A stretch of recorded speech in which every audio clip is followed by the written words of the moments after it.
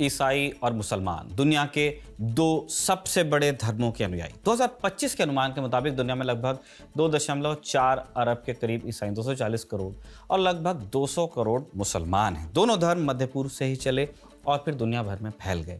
इनकी जड़ें भी तारीख में पीछे जाकर मिलती हैं। पैगंबर इब्राहिम की औलादों से ही ईसा पैदा हुए और फिर पैगंबर मोहम्मद हुए। ईसा के बाद क्रिश्चियनिटी शुरू हुई और पैगंबर मोहम्मद के बाद इस्लाम की शुरुआत मानी गई।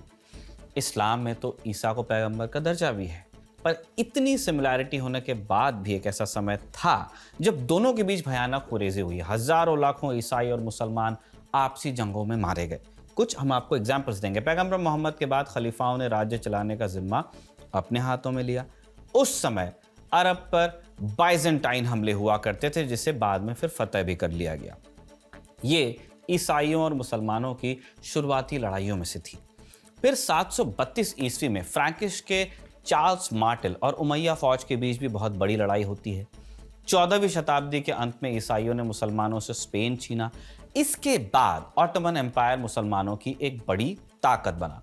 उनकी भी यूरोप के ईसाई राज्यों से लड़ाई चलती रही, लेकिन क्रूसेड्स के दौरान जो हुआ उसकी तुलना किसी दूसरी जंग से नहीं हो सकती। सन 1095 से लेकर 1291 तक जेरूशलेम के लिए ईसाई और मुसलमान कई बार आपस में भिड़े। लाखों लोगों ने इसमें अपनी जान गंवाई। लेकिन यहाँ एक चीज़ का जिक्र भी ज़रूरी है कि तारीख की इन लड़ाइयों के पीछे वजह धार्मिक कम थी, राजनीतिक ज़्यादा थी। ज़मीन के टुकड़ों पर कब्जा करना और उस पर शासन करने की इच्छा इतिहास के सारे शासकों में रही।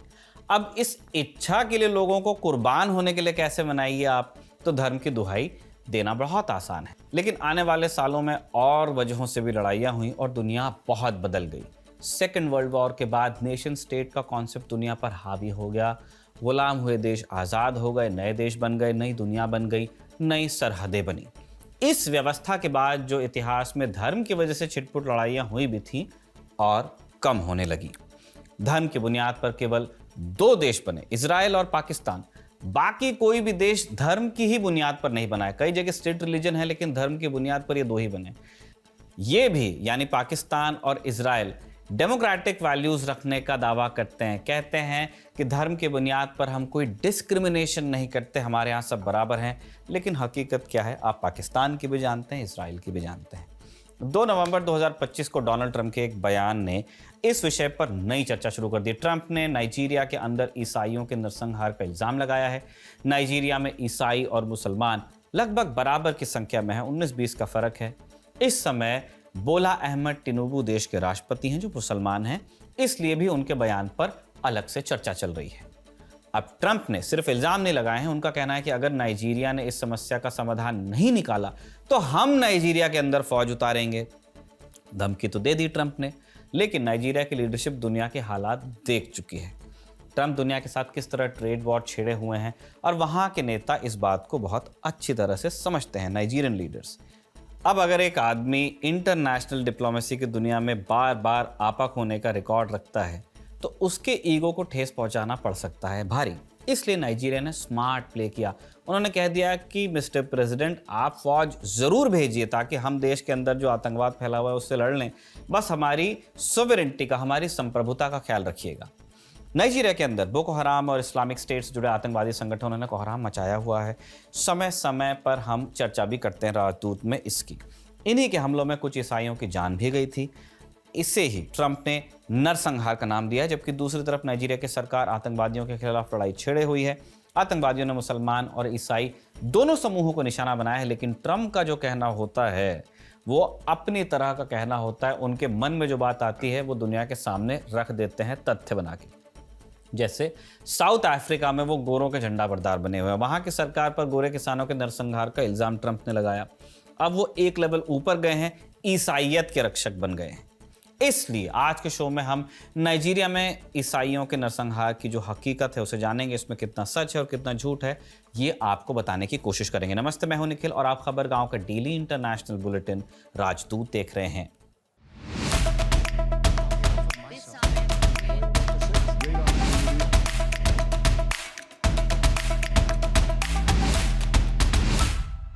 नाइजीरिया अफ्रीकी महाद्वीप के पश्चिमी तट पर बसा है। इसकी दक्षिणी सीमा गिनी की खाड़ी से लगती है। इसके पड़ोसियों में बेनिन, चाड, कैमरून और नाइजर का नाम आता है। अफ्रीका में सबसे तेजी से बढ़ती अर्थव्यवस्थाओं में से एक नाइजीरिया है। सबसे ज़्यादा ऑयल का प्रोडक्शन यहीं होता है अफ्रीका में। आबादी 23 करोड़ से लगभग थोड़ी ज़्यादा ही है। 52% मुसलमान हैं, 47% ईसाई हैं नाइजीरिया में, यानी यहाँ ईसाई और मुसलमानों की आबादी में ज़्यादा फर्क नहीं है। नाइजीरिया एक सेकुलर मुल्क है, यानी यहाँ धर्म के आधार पर नियम नहीं बनाए जाते हैं। उदाहरण के लिए जब नाइजीरिया को अंग्रेज़ों से आज़ादी मिली तो उसके पहले राष्ट्रपति नामादी अज़िकिवे बने, जो एक ईसाई थे।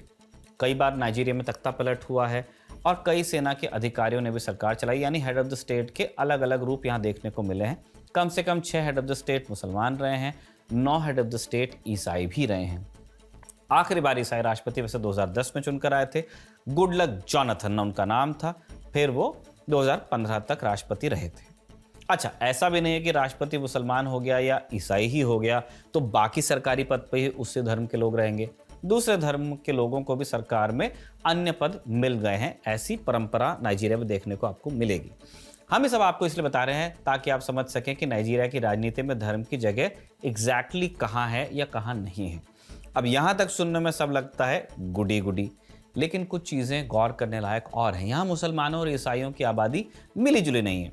इससे क्या मतलब, पूरे भारत में आपको हर राज्य में हिंदुओं की आबादी भी मिलेगी, मुसलमानों की भी आबादी मिलेगी। जनरली ये जो 2 बड़े रिलीजन्स हैं पूरी ज्योग्राफी में है, लेकिन नाइजीरिया में ज्योग्राफी और धर्म साथ साथ देश को बांटते हैं। उत्तरी हिस्से में मुसलमान हैं, दक्षिणी हिस्से में ईसाई हैं, बाहुल्य हैं। हाँ, बीच के कुछ इलाके ऐसे हैं जहाँ दोनों धर्मों की आबादी साथ रहती है, जहाँ मर्ज हो रहा है ये ज्योग्राफी और ये डेमोग्राफी। यहाँ रहने वाली अधिकतर आबादी गरीब है, खेती किसानी और पशुपालन जैसे काम करती है। बाकी उत्तर के जो मुसलमान हैं अमीर हैं, बड़े बिजनेस करते हैं। दक्षिण के जो ईसाई हैं वो भी पैसे से मजबूत हैं। तो ये नाइजीरिया में ईसाई और मुसलमानों की बेसिक बातें। अब आते हैं इल्ज़ामों पे। यूएस में बिल माहर नाम के एक मशहूर कॉमेडियन हैं, पॉलिटिकल सटायर करते हैं, राजनीति पर तंज कसते हैं, दुनिया भर की हलचलों पर भी नज़र बनाकर रखते हैं और कई दफ़े अपने शो में भी इसे दिखाते हैं। HBO का रियल टाइम विद बिल माहर ये शो है जो यूएस में बहुत पॉपुलर है, 2003 से चल रहा है। 26 सितंबर 2025 को अपने शो में बिल ने नाइजीरिया में ईसाइयों के कथित नरसंहार की बात की। चूंकि वो खुद को एक सच्चा नास्तिक बताते हैं, इसलिए शो के दौरान उन्होंने कहा कि मैं ईसाई नहीं, लेकिन वहाँ ईसाइयों की सिस्टमैटिक किलिंग हो रही है। 2009 से अब तक वहाँ 1 लाख ईसाइयों को मार दिया गया है, 18,000 चर्च जला दिए गए हैं। इसी तरह की बातें अब ट्रंप दोहरा रहे हैं, नाइजीरिया को धमकी भी दे रहे हैं। अब बिल ने अपनी बात कही, ट्रंप ने उसे बढ़ावा दिया। आंकड़े और विशेषज्ञ इस पर क्या कहते हैं, तथ्य क्या है, उस पर आते हैं। यूएस से ही हमने बिल की बात आपको सुनाई, वहाँ के एक कॉमेडियन हैं, सटायर करते हैं। यूएस के ही arm conflict location and event data program ACLED की एक रिपोर्ट हम आपके सामने रखते हैं। ये रिपोर्ट उस देश में हुए मौतों के आंकड़ों को और उन मौतों की वजह के बारे में बताती है। इसके मुताबिक नाइजीरिया में जनवरी 2020 से सितंबर 2025 के बीच 11,862 हमले आम लोगों पर हुए। इनमें 20,409 लोगों की मौत हुई। ACLED के मुताबिक इसमें से 385 ऐसे हमले थे जिसकी वजह ईसाई पहचान थी, यानी ईसाई हैं इसलिए मार दिए गए लोग। ईसाई धर्म मानने की वजह से 385 हमले हुए लोगों पर और 317 लोगों की मौत। अब यही ACLED की रिपोर्ट ये भी बताती है कि इसी ड्यूरेशन में, यानी जनवरी 2020 से सितंबर 2025 के बीच, मुसलमानों पर भी पहचान की वजह से 196 हमले हुए कि मुसलमान हैं इसलिए मारे गए। इन हमलों में 417 लोगों की जान गई, यानी मुसलमान ज्यादा मारे गए। ACLED खुद यूएस से चलने वाली संस्था है जिसके आंकड़े ट्रंप के दावों को चैलेंज करते हैं, बिल माहर के दावों को भी चैलेंज करते हैं। नाइजीरिया की राजनीति को करीब से समझने वाले लोग भी ट्रंप के आरोपों को झूठा मानते हैं। न्यूयॉर्क यूनिवर्सिटी में असिस्टेंट प्रोफेसर हैं ओलाजुमुके अयानडेल। इनकी विशेषज्ञता कॉन्फ्लिक्ट स्टडीज में है। अयानडेल कहते हैं नाइजीरिया में जो हो रहा है वो सामूहिक हत्याएं हैं, ये किसी खास समुदाय के खिलाफ टारगेटेड किलिंग्स नहीं। लेकिन ट्रंप जिस तरह से दावे कर रहे हैं और धमकी दे रहे हैं उससे हालात खराब हो सकते हैं।